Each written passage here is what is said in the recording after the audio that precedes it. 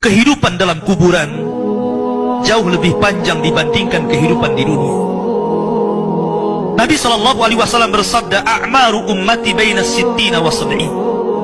Bahwa usia umatku itu hanya berkisar 60 sampai 70 tahun saja. Sedikit yang lewat 70 tahun. Kalaupun ada usia yang sampai 100 tahun itu sedikit sekali. Tapi kebanyakan di bawah 70 tahun, umumnya umat Rasul itu sudah meninggal dunia. Tetapi ketika orang masuk ke dalam kuburan, usia dia di kuburan sampai kiamat ditegakkan itu panjang sekali. Anda bisa bayangkan, orang yang meninggal sejak zaman Nabi Adam sampai hari ini kiamat tidak dibangkit-bangkitkan, menunjukkan bahwa kehidupan kuburan jauh lebih panjang dibandingkan kehidupan dunia. Dari sinilah maka wajar seorang mukmin harus takut dengan kehidupan kuburan. Ma'asyiral muslimin yang dimuliakan Allah Azza wa Jalla. Tetapi para ulama mengatakan, apakah orang yang mendapatkan adab kubur itu munqati atau mustamir, terus menerus ataukah terputus? Kata para ulama, adab kubur itu hanya terputus dengan tiupan sangkakala Israfil. Ketika itulah Nabi SAW menceritakan bahwa Allah Subhanahu wa Ta'ala memerintahkan kepada Israfil untuk meniup sangkakala yang pertama. Disinilah adab kubur terputus.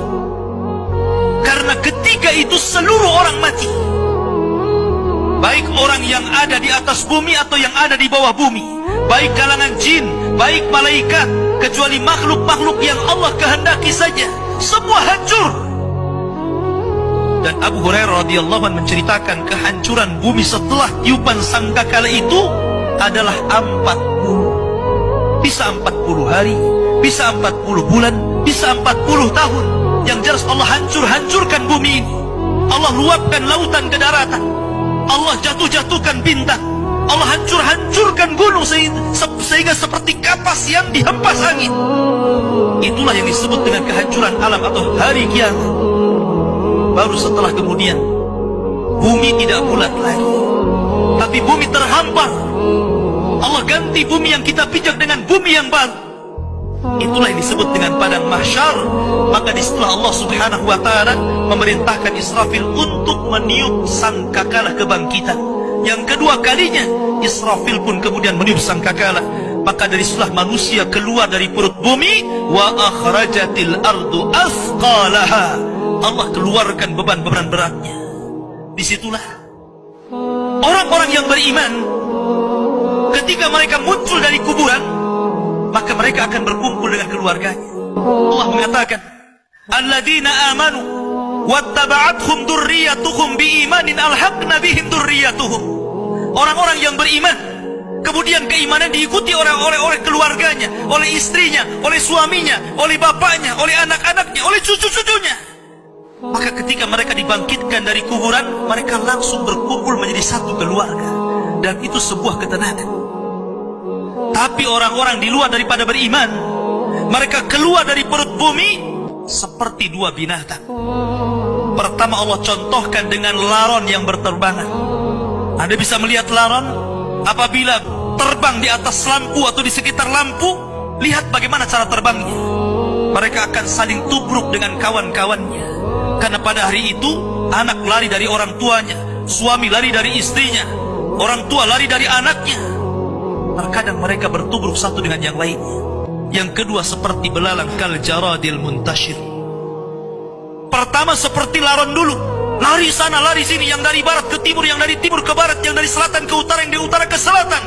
Mereka kacau sehingga mereka mengatakan, ya wailana man ba'atsana min marqadina. Celaka, siapa yang membangunkan aku dari tidurku? Tapi orang-orang yang beriman hanya mengatakan, hadza ma wa'adar rahman wa sadaqal mursalin. Inilah janji Allah kepada kalian dan benarlah ucapan para rasul. Baru setelah itu dari padang mahsyar berteriak seorang yang Allah suruh untuk berteriak. Mulailah kemudian mereka teratur. Maka mereka akan berjalan ke satu titik. Disitulah yang disebut dengan padang mahsyar. Mereka akan tinggal selama 50 tahun telanjang, kembali tidak dikhitan, tidak pakai sandal, matahari dekatkan 1 mil, keringat bercucuran, tidak ada makan, tidak ada minum. Mereka berdiri 50 tahun.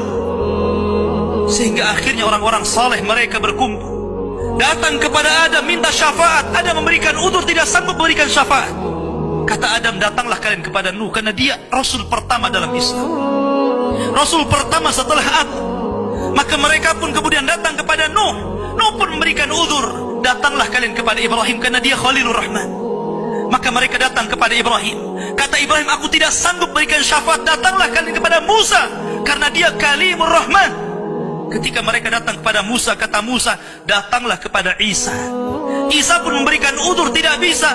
Seandainya kalian datang kepada Muhammad sallallahu alaihi wasallam itu lebih baik.